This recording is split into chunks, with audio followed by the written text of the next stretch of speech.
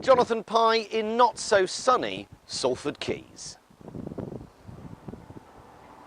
Fun fact, Tim, did you know that all around this area there is an official swearing ban in place? All around Salford Quays, the council has banned swearing. I'm a ticking fucking time bomb, Tim. This is Media City. The BBC, ITV, the mecca of so-called liberal elite, where you can get fined £1,000 for saying tits too loudly. Tits!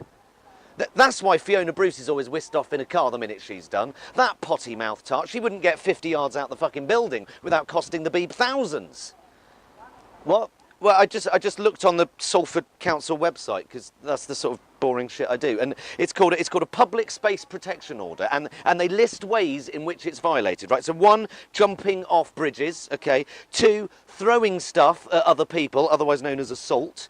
3, stealing safety equipment. Well, yeah. 4, throwing animals into the water.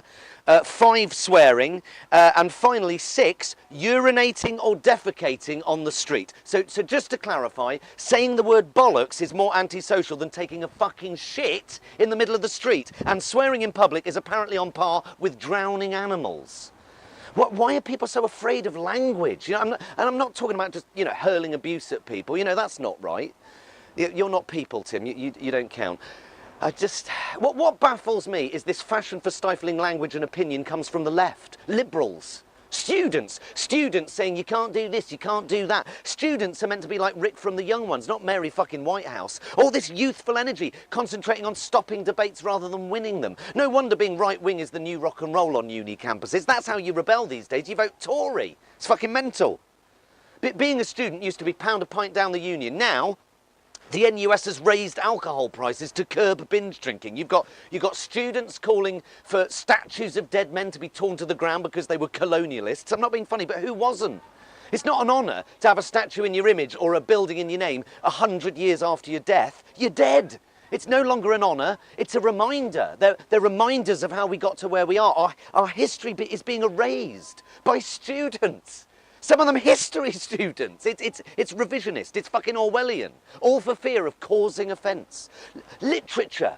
If you're offended by To Kill a Mockingbird because it uses language of its time that is no longer acceptable, if you can't make that distinction, then you're a fucking idiot. And you have no appreciation of context, and you have no place doing a fucking literature degree. And yet certain unis, they're putting trigger warnings on these novels because they may cause offence. How many times do you hear that? This was edited, censored, banned because it may cause offence. I'm sorry, but no one has a right not to be offended because offence, it's entirely subjective. It's bollocks. No, I'll tell you what it is. It's utter, absolute, arse wanky, cheese fucking ball bag bollocks is what it is. Arrest me. Wank! Tits! Feel better now. Okay.